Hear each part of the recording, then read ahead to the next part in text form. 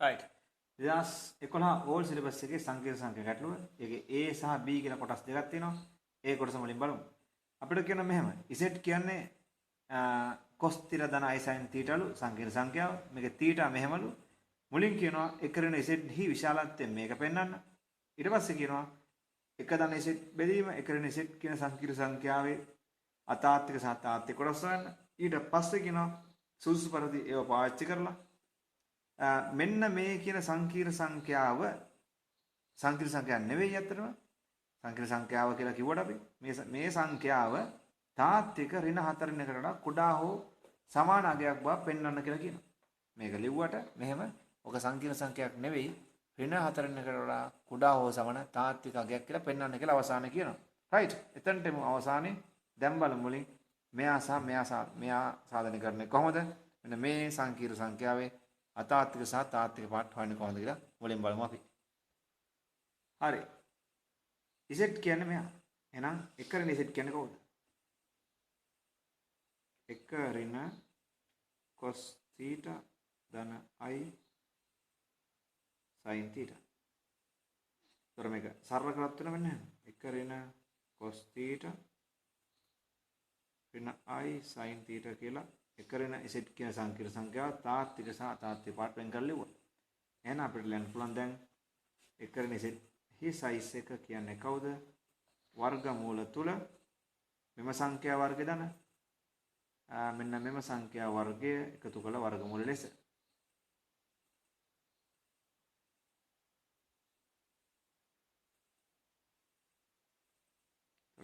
සරල කරත් වෙනවා මෙන්න මෙහෙම.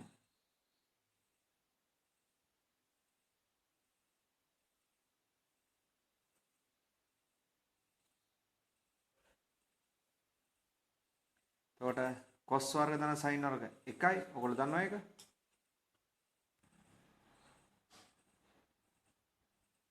ඒතර මේකයි දෙකක් වෙනවා.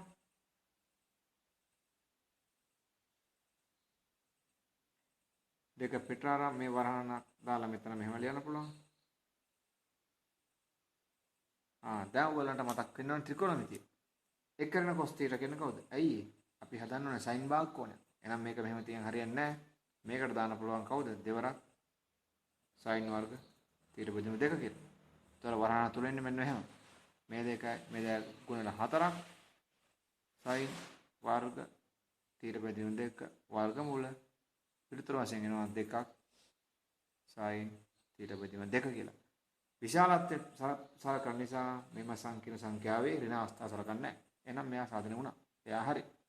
ඊට පස්සේ බලමු මෙයා කොහොමද ගන්න කියලා. මෙයාගේ අතාත්වික සහ තාත්වික පාඩ ගන්න කොහොමද කියලා. හරි. එක ධන z එක ඍණ z කියන සංකීර්ණ සංඛ්‍යාව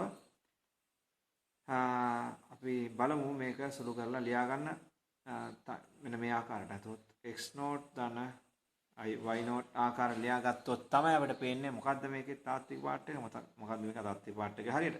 රයිට්. මෙතනට තමයි එන්න ඕනේ. එහෙනම් බලමු ඒකට කොහොමද එන්නේ කියලා. පටන් ගන්න මෙයාගේ. ඒකේ z සඳහා අපිට පුළුවන් මේකෙන් ආදිස කරන්න. නමුත් ඊට පෙර තේරුනොත් ඔයගොල්ලන්ට මෙන්න මෙහෙම එකක් කියවන්නේ. නැත්තම් එක ඍණ size එක. මේ සංකීර්ණ සංඛ්‍යා යට කොටසේ පායකින් වැඩි කරොත් උඩත් යටත් මොකක්ද වෙන්නේ?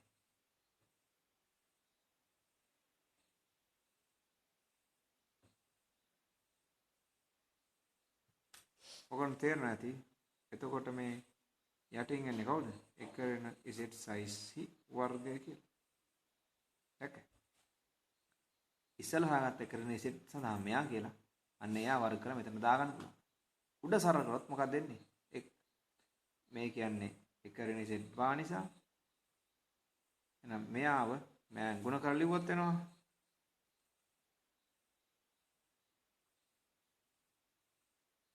ඔන්නෝම ඒ කියන්නේ මෙන්න මේක. එක ධන z ඍණ z වා ඍණ z size වර්ග යට එන්නේ මෙන්න මෙයාගේ වර්ගය. මේ එක ඍණ z ගේ size එකේ වර්ගය මෙතන ඉන්න නිසා නැතොත් මෙන්න මේක 4ක් sin වර්ග θ බෙදීම 2. z කියන්නේ මෙන්න මෙයා. එහෙනම් ඊටාම් පහසුවෙන් ඔයගොල්ලන්ට පේනවා z size වර්ගය කවුද? cos වර්ගය දන sin වර්ගය එතකොට 1ක්. එහෙනම් මෙතන ඉන්නේ 1යි. මේ 1යි මේ 1යි කැන්සල් වෙනවා. ඉතුරු වෙනවා මෙන්න මේක. z නේ z බා. මෙන්න මේ ටික. 1 ධන z කියන්නේ cos θ ධන i sin θ ඍණ cos θ z භාගුවාම ඍණ i sin θ. හැබැයි ඍණ උනාන් පස්සේ ධන i sin θ.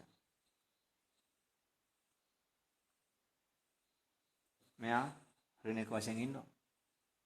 බෙදීම 4ක් sin වර්ග ඊට පස්සේ 2. දැන් සරලනොත් වෙනවා මම මෙහෙට ගන්නවා. 1 ධන z බෙදීම 1 ඍණ z සරලනොත් වෙනවා. මේ එකයි අර එකයි කැන්සල් වෙලා cos cos කැන්සල් වෙලා මට එනවා මෙන්න මෙහෙම අතර. i sin θ බෙදීම 4ක් sin වර්ග ඊට බෙදීම 2 කියලා. right. එතකොට මෙතන සරල වෙනවා අපිට මෙන්න මෙහෙම 2i sin 2යි θ මම ලියනවා දෙවරක් sin θ බෙදීම 2 cos θ බෙදීම 2 බෙදීම 4 ගුණයක් sin වර්ග θ බෙදීම 2 කියලා. ඔයාලට පේනවා ඇති. ඒතර සරලනොත් අපුඩ මෙහෙට ගන්න ඉඩමද නිසා අවසාන වශයෙන් මට මෙන්න මෙහෙම වෙනවා. කදනේ සෙට් බෙදීම 1 කරන සෙට් සමානයි 2 2 4ට කැන්සල් වෙනවා. මෙයාට එකක් කැන්සල් වෙලා ඉතුරු වෙනවා i cot θ බෙදීම 2 කියලා. එක දන්නේ සෙට් බෙදීම 1 කරන සෙට් කියන සංකීර්ණ සංඛ්‍යාව. එහෙනම් පැහැදිලිවම පේනවා අතාත්වික කොටස මේ සංකීර්ණ සංඛ්‍යාව ශුන්‍යයි. ඔව් අතාත්වික කොටස මේ තාත්වික කොටස මේ සංකීර්ණ සංඛ්‍යාව ශුන්‍යයි. සහ අතාත්වික කොටස ඇවිල්ලා cot θ බෙදීම 2 කියලා ඉතාම පස්සෙන් එනවා. හරි. දැන් යන් අපි ඊළඟ කොටසට. right අපිට කියන්න මෙහෙම ඊළඟට. මෙන්න මේක සැලකීමෙන් හෝ වෙනත් ආකාරකින් තමයි මෙන්න මේක සාධනය කරන්න තියෙන්නේ. මොකද්ද? මෙන්න මේක සංකීර්ණ සංඛ්‍යාවක් නෙවෙයි අත්තනම තාත්වික සංඛ්‍යාවක් කියලා. හැබැයි ඍණ 4න් එකට වඩා කුඩා හෝ සමාන හැම විටම. හරි පොඩ්ඩක් මේක සුළු කරත් මොකක්ද වෙන්නේ? සුළු කරන්න ඉස්සෙල්ලා ඔකට මතක් කරන කලින් මීට පොඩ්ඩකට ඉස්සෙල්ලා අපි ඔප්පුව ගත්ත මෙන්න මේක. ඔන්න ඔය සංකීර්ණ සංඛ්‍යාව හුදෙක් අතාත්වික මෙන්න මේක කියලා. එහෙනම් ඕක ඔළුවේ ඔයගොල්ලන් තියෙන්න ඕනේ. එහෙනම් මෙන්න මේ ප්‍රකාශනයට නැත්තම් මෙන්න මේ සංකීර්ණ සංඛ්‍යා වර්ගය සඳහා දාන්න පුළුවන්. මෙයාගේ වර්ගය එහෙනම් කවුද? ඍණ cot වර්ග θ බෙදීම 2 කියලා. ඒතර මේ පැත්ත ඊට අනුරූප මෙන්න එහෙම දාගන්න පුළුවන් මට.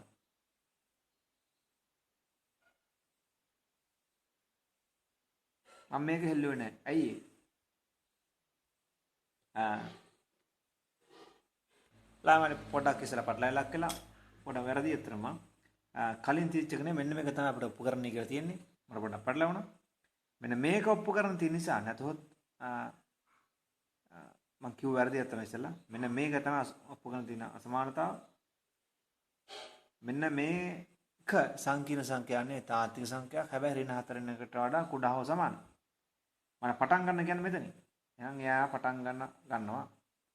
එයා ප්‍රසන්න කරලා ලියන්න පුළුවන්. හැබැයි මේක වෙනුවට අපි ඔප්පු කරගත්ත මේක ඉස්සලා වර්ග කළා දාන්න පුළුවන් මෙතනට මේ විදිහට. මේක සරල කරොත් මං ඇයි යට තියාගන්නේ කියන කතාව දැන් මං හරියට කියනවා. ඇයි මට මෙන්න මේක තමයි කුඩාව සමාන ඍණ 4න් එක්ක කියලා ඔප්පු කරන්න ඕනේ. ඒක නිසා මේ හරියට මම මුකුත් කරන්න යන්නේ නැහැ වැඩි. මං කොටස් දෙකකට කඩා ගන්න මෙන්න මෙහෙම. බැයිද?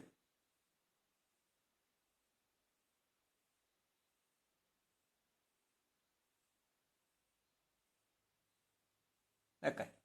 මෙයා මට තියාගන්න ඕනේ මෙන්න මෙයා. එයා තියාගෙන අනිත් කට්ටිය නැති කරන්න උත්සාහ කරනවා. right එකමයි z වර්ග කියන්නේ අපේ z කියන්නේ මෙන්න මෙයානේ.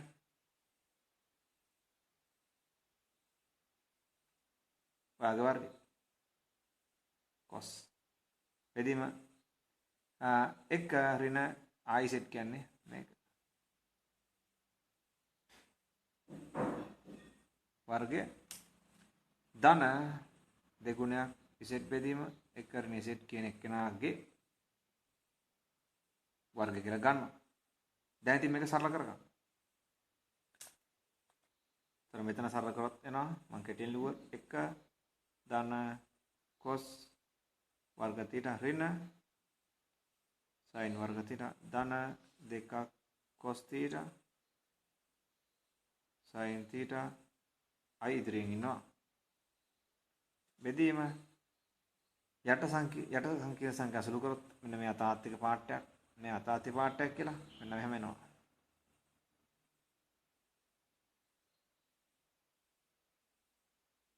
මේ කොටස වර්ග කරලා සහ මේ අතාත්තික කොටසේ වර්ගය ඍණ 2i sin θ එකරණ cos θ කියලා එනවා. මෙන්න මේ කොටස තාම ඉතුරු වෙලා තියෙනවා.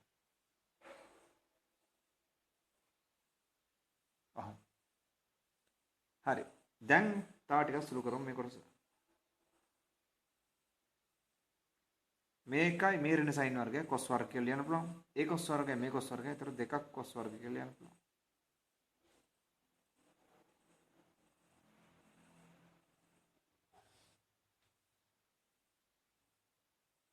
මේ ඍණ sin වර්ගය මේකයි cos වර්ග කියලා ලියන්න පුළුවන්. මේකත් එක්ක ආපු දෙකක් cos වර්ග කියලා ලියන්න පුළුවන්. මෙතන cos වර්ගයක් නෙමෙයි ළමයි මෙතන. මෙතන ළමයි මෙතන නිකන් cos එකක් තියෙන්නේ. දැන් එයා නිකන් තියාගන්න.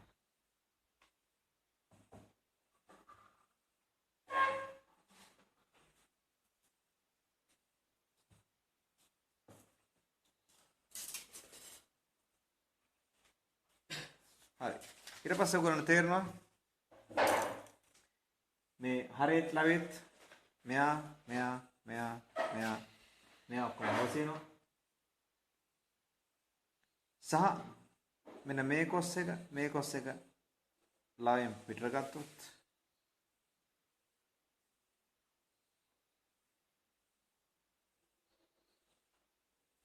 බෙදීම හරේ මෙන්න මේ ස්ථාන දෙකේ cos එක පිටර ගන්න ඉස්සෙල්ලා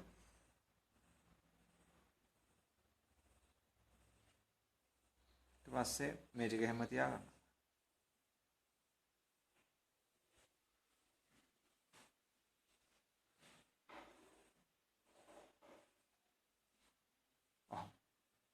නැවතත් පුළුවන් අපිට මෙන්න මේ හරේ මෙයා පිටට ගන්න. එතකොට මෙතන ඍණ වෙනස් වෙනවා මෙන්න මේ විදිහට.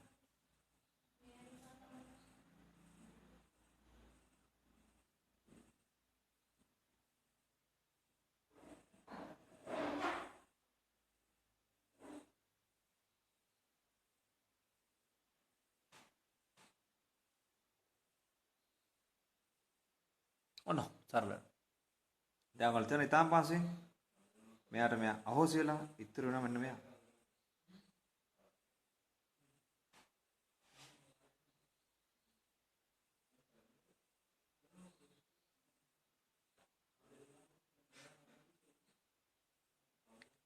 ඉතුරු වුණා. හරි. ඊට පස්සේ මට යන්න ඕනේ මෙතනට. මෙයා විතරක් තනි කරගන්න. එතකොට මෙයා විතරක්. ඒ නිසා චුට්ටක් මේක තව සරල කරනවා. මෙන්න මෙහෙම. මේ ඉන්නේ කවුද?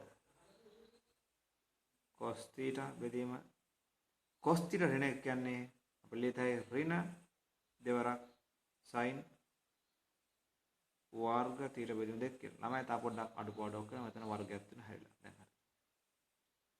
ධන 2i z එක ඍණ z හි වර්ගය. දැන් මේ කොටස් මෙහෙට ගේනවා. ඒතකොට මට මෙන්න එහෙම වෙනවා.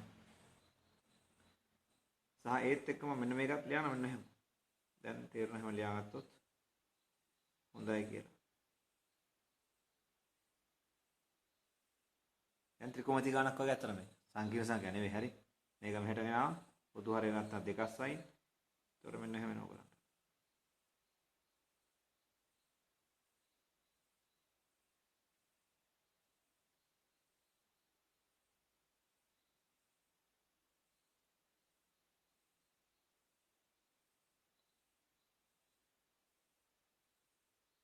අහමයි. හරි. ඊට පස්සේ දැන් මොකද කරන්නේ? රයිට්. මේක මෙහෙම තියන් හරියන්නේ නැහැ නේ කොහොමද? යන්න ඕනේ මෙතනටනේ. ඒක නිසා මෙන්න මේ cos එකට මම දානවා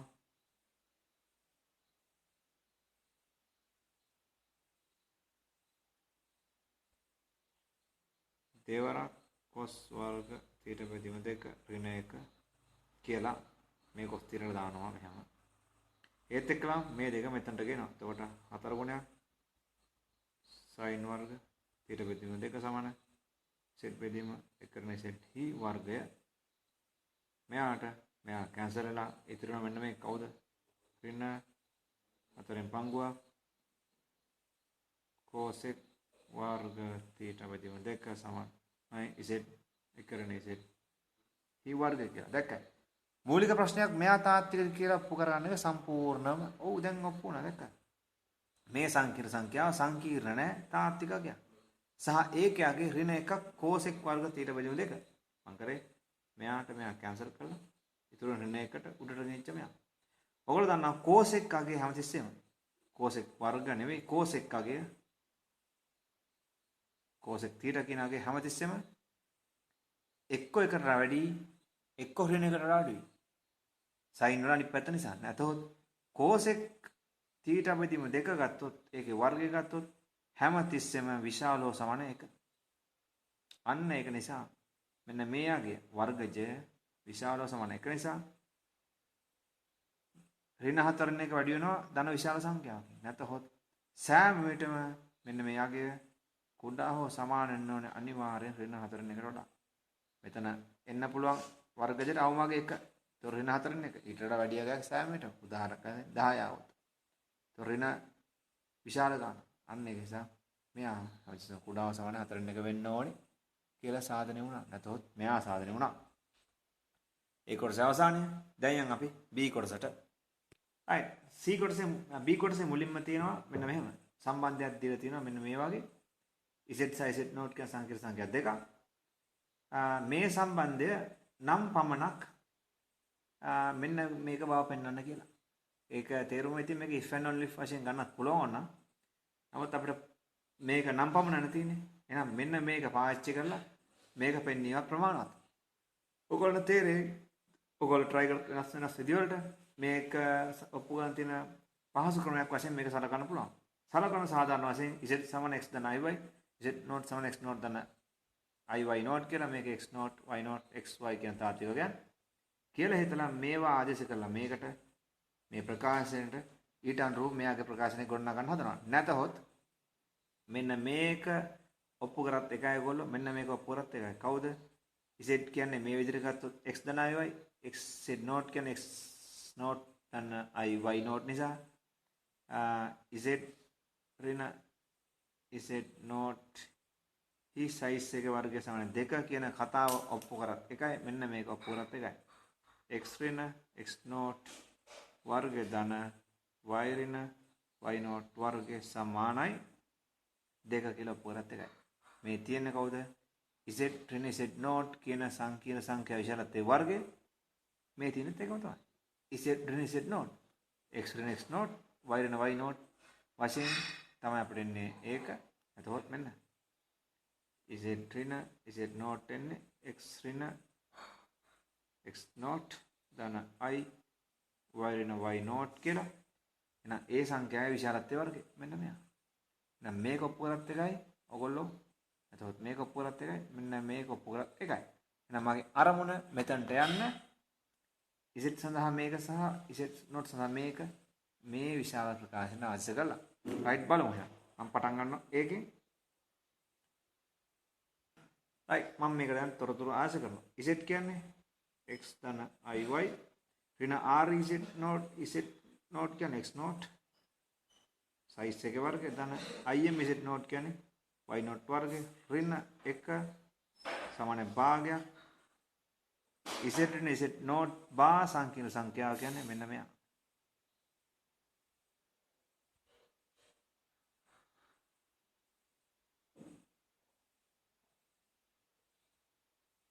සුරු කරලා දැම්මා. z ගෙන් z not බා අඩු කරා. ඇයි ඒ? z not බා කියන්නේ මෙන්න මෙයා. z කියන්නේ මෙයා. මෙයාගෙන් මෙයා අඩු කරොත් x ගෙන් x not අඩු වෙනවා. ඇත්ත. හැබැයි y ට y not එකතු වෙනවා මෙතන ඍණක් නිසා. size එක වර්ගය. දැන් මේක නැවත සකස් කරන්න පුළුවන්. x ඍණ x not ධන iy විශාලත්වයේ වර්ගය ධන y not වර්ග ඍණ 1 සමාන භාගයක් x ඍණ x not ධන i y ඍණ y ධන y not කියලා.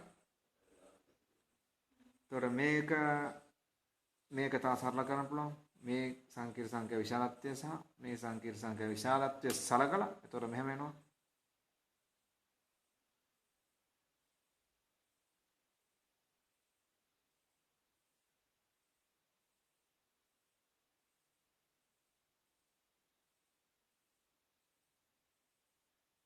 ඔහම දැන් අපි උත්සාහ කරමු මේක හදන්න අතන. ඉස්සලම දෙකෙන් වැඩි කර ගන්නවා.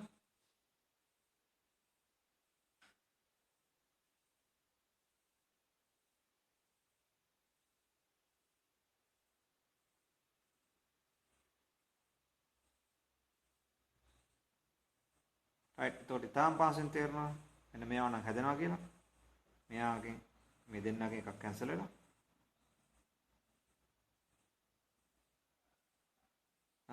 ධන මේක සුළු කරත් වෙනවා මෙන්න මේ කොටස පමණක් සුළු කරත් වෙනවා ඔයගලන්ට.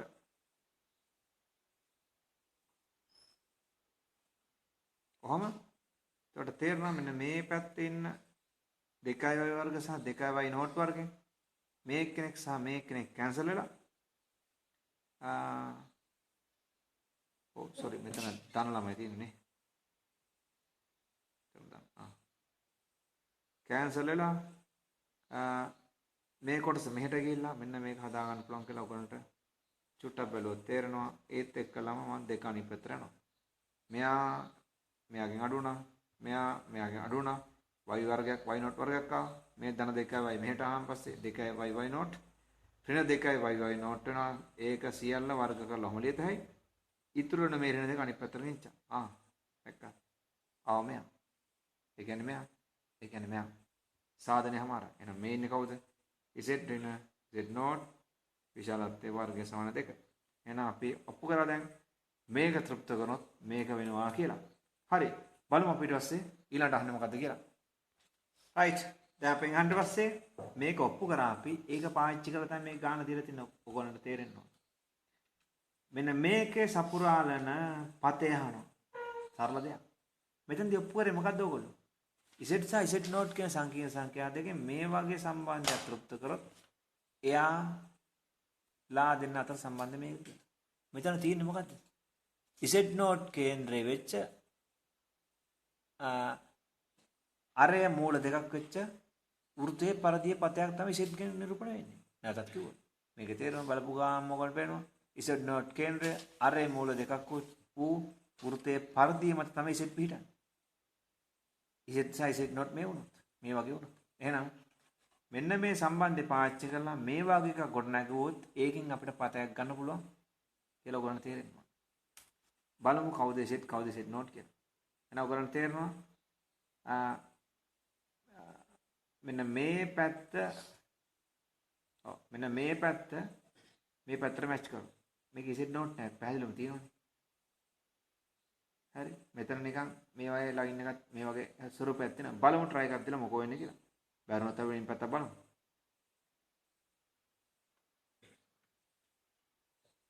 ඒක සකස් කරාම මෙතන බායක් ඕන නිසා ඔක්කොම දෙකෙන් බෙදුවා.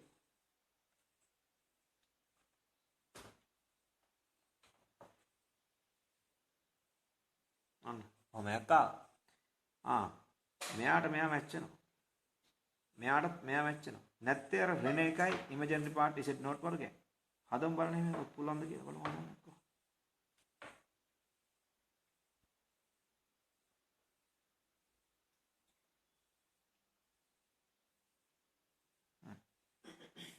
දැන් ඔහම හැදුවොත් අපිට මෙතනින් Z not බාන ඒකේ තාත්වික පාර්ට් එක මෙතන සහ අතාත්වික පාර්ට් එක වර්ගයේ ඉන්න ඕනේ මෙතන.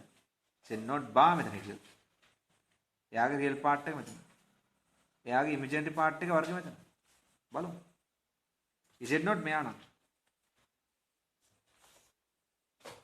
Z node ගේ රියල් පාර්ට් එක මොකද්ද? දෙක. IM Z node කවුද? වෙන තුනක් ඒ ඔයගොල්ලන් පේන්නේ. හරිනේ.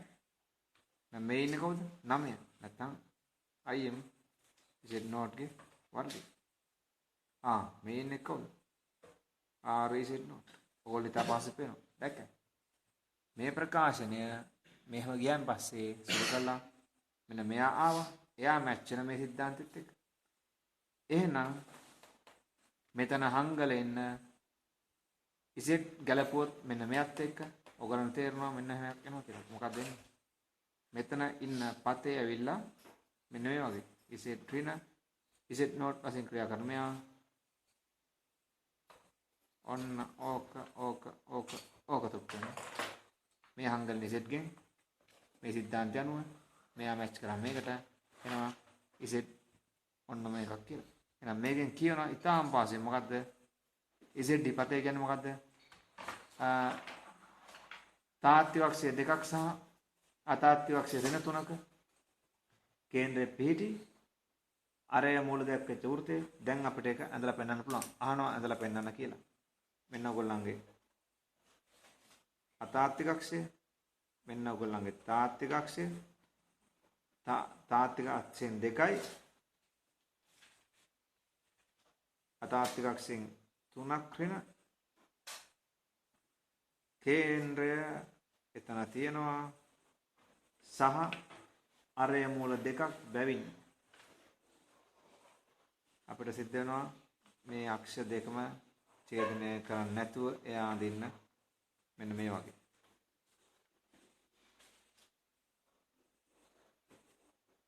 ඕක තමයි මෙන්න මේකේ හංගල ඉන්න ඉසිත්ගේ පතේ වෙන්නේ. ඕක පොඩ්ඩක් ගැටර කියලා මම දැක්කේ නෑ. ඔන්න ඕක තමයි ඉසිත්ගේ පතේ වෙන්නේ. පැහැදිලි? රයිට් ගැටලුවේ අවසන්.